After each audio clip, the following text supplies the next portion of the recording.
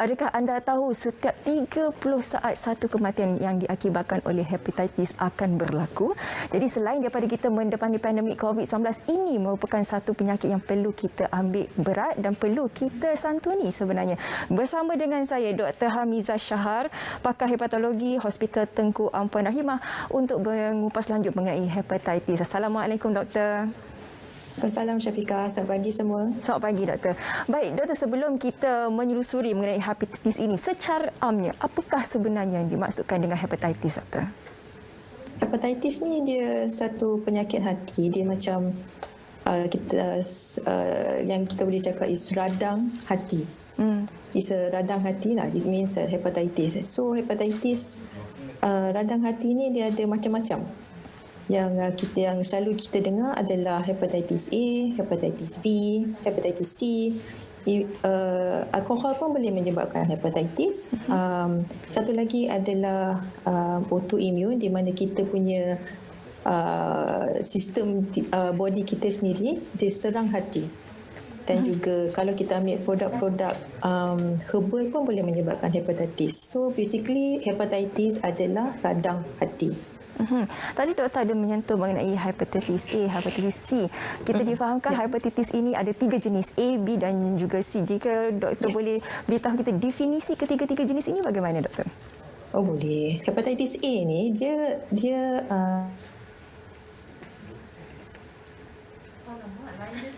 adalah berpunca daripada makanan yang kotor. Okay. Whereas di hepatitis B dengan C adalah disebabkan oleh virus yang boleh berjangkit melalui darah dan juga air mani. So itu beza hepatitis A, hepatitis B dan juga C. Hepatitis B dan hepatitis C ni dia boleh menyebabkan kerusakan hati. Hepatitis A tidak. Dia akan baik sepenuhnya. Doktor, kalau tadi kita dah memahami definisi ketiga-tiga hepatitis A, B dan juga C ini, tanda-tanda amaran bagi ketiga-tiga jenis hepatitis ini bagaimana? Adakah sama ataupun berbeza, doktor? Ia berbeza, Syafiqah. Macam saya kata, hepatitis A itu kan daripada makanan yang kotor, makanan yang berasal daripada makanan bercengkerang. So dia tanda-tandanya dalam masa dan kemudian dia akan jadi kuning dan dia akan rasa tak selesa dekat bahagian hati di bawah sebelah kanan tulang rusuk. Tapi hepatitis B dengan hepatitis C kadang-kadang kita tak ada tanda-tanda langsung. So bila kita pergi check up, body check up ke, ada hepatitis B dengan C. Itu kalau kalau dia dapat hepatitis B dan C yang acute. Acute ni maksudnya dia kurang daripada 6 bulan dia dapat hepatitis B dengan C. Dia akan rasa letih, lesu, dia akan rasa tak selesa dekat bawah tulang rusuk, dia akan kuning. So dia sangat berbeza. Okey, tadi doktor menyatakan bahawa hepatitis ini ada berkaitan dengan hati dan apabila hati ini tidak menjalankan lagi fungsi yang sepatutnya, ini yang menyebabkan pesakit tersebut terpaksa melakukan transplant ataupun pemindahan organ hati ini. Tetapi apa yang membimbangkan ialah adakah bekalan hati kita cukup? Bagaimana pula dengan jangka hayat pesakit tersebut? Dan kemudian yang paling dibimbangkan dan juga merunsingkan pesakit ialah dari segi kosnya, doktor. Bagaimana? Okey, betul. Ramai orang yang risau pasal keperluan untuk pembinaan hati ni, especially kos. Kita sebagai rakyat Malaysia kan, sistem perubatan kita di Malaysia adalah disubsidi oleh kerajaan sepenuhnya. Lainlah kalau you buat pembinaan hati di hospital swasta. Yang hospital swasta memang betul, you kena bayar dan pembayarannya dalam ratusan ribu. Kalau di hospital kerajaan, kamu hanya perlu bayar dalam RM500 sahaja. Sikit sangat. So kalau anda memerlukan pembinaan hati, kalau doktor kata memang awak perlu pembinaan hati, pergi ke hospital kerajaan. Semua dia disubsidi, jangan risau. Itu yang sebenarnya yang dibimbangkan selain daripada selain daripada sakit ialah satu perkara, tetapi dari segi keuangan, tapi apa yang telah doktor berikan penjelasan itu sebenarnya sedikit melegakan hati keluarga dan juga pesakit hepatitis ini. Selain daripada itu, apa lagi di antara bantuan-bantuan sokongan yang diberikan kepada pesakit-pesakit yang mungkin telah rasa lelah menghadapi hepatitis ini, doktor? Bantuan yang you cakap rasa macam kalau you rasa tak sihat, macam you rasa kuning ke ataupun rasa letih, pergi ke hospital. Pergi ke hospital, dapat bantuan doktor. Doktor akan tolong. Macam kalau you dapat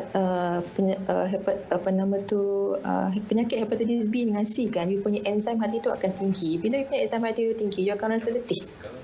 Bila rasa letih, you tak ada nak kerja. Lepas tu kalau pergi kerja pun takkan nak, you punya mata you akan jadi kuning. So kawan-kawan pun akan rasa takut nak kerja dengan you. So pergi jumpa doktor. Doktor pakar hati ataupun doktor pakar gastro di hospital kerajaan. Apabila seseorang itu mengalami hepatitis, pastinya dia akan berlaku kemurungan kerana mungkin kegiatan ataupun aktiviti seharian mereka agak terbatas. Bagaimana kita nak menyantuni mereka ini, doktor? Sebab bila macam orang cakap lah, saya ada hepatitis B dan juga hepatitis C. Okay, so masyarakat akan label you sebagai you ni siapa? Kita tak nak dekati mereka. So dia akan rasa kemurungan. Penyakit hepatitis B dengan C ni dia takkan berjangkit tau melalui sentuhan, makanan, share sudu garpu, semua tu tidak. So jangan takut orang tahu awak ada hepatitis B atau C. Jangan risau. Tak ada siapa pun akan tahu kecuali doktor yang merawat. Betul. Jangan risau. Jadi untuk mengurangkan rasa kerisauan ini, kerana ada juga yang risau sebabnya virus mungkin boleh berjangkit. Langkah-langkah untuk pencegahannya bagaimana, doktor, dan juga sedikit nasihat kepada mereka di luar sana. Okey, kalau hepatitis A senang saja. You makan makanan betul-betul. Jangan ada sedikit lumpur pun. Kan kita ni suka makan kerang, lala. Semua tu kena basuh betul-betul. Ya, itu untuk hepatitis A. Untuk hepatitis B pula, sebab di Malaysia ni kebanyakannya adalah daripada jangkitan daripada ibu ke anak. Okay. So daripada 1987, kalau tak silap saya, kerajaan Malaysia telah membuat program vaksinasi untuk hepatitis B. Okay. Sebelum you ambil program vaksin hepatitis B ni, you kena pastikan anda tidak menghadapi hepatitis B. Sebab kalau anda menghadapi hepatitis B, you memang tak boleh ambil vaksin. Okey, faham. Dan hepatitis C pula, hepatitis C tak ada vaksin. Tapi kita boleh ubat. Ubat untuk hepatitis C buat masa ini untuk rakyat Malaysia adalah percuma di hospital kerajaan. Jadi itu di antara ya, doktor. Jadi kalau anda ada hepatitis B atau C, pergi ke. Jadi itu sebenarnya langkah-langkah pencegahan supaya kita tidak dijangkiti dengan hepatitis A, B dan juga C. Ada langkah pencegahannya, bukan tiada langsung penawannya. Jadi apa yang penting ialah terus ke hospital untuk berjumpa dengan doktor, khususnya doktor di bahagian hepatologi. Apapun, terima kasih Dr. Hamiza Shahar, pakar hepatologi Hospital Tengku Ampuan Rahimah, kerana memberikan penjelasan mengenai hepatitis dan juga memberikan sedikit kelegaan kepada mereka yang mungkin sedikit risau mengenai hepatitis ini. Terima kasih, doktor. Sama. Assalamualaikum. Waalaikumsalam warahmatullahi.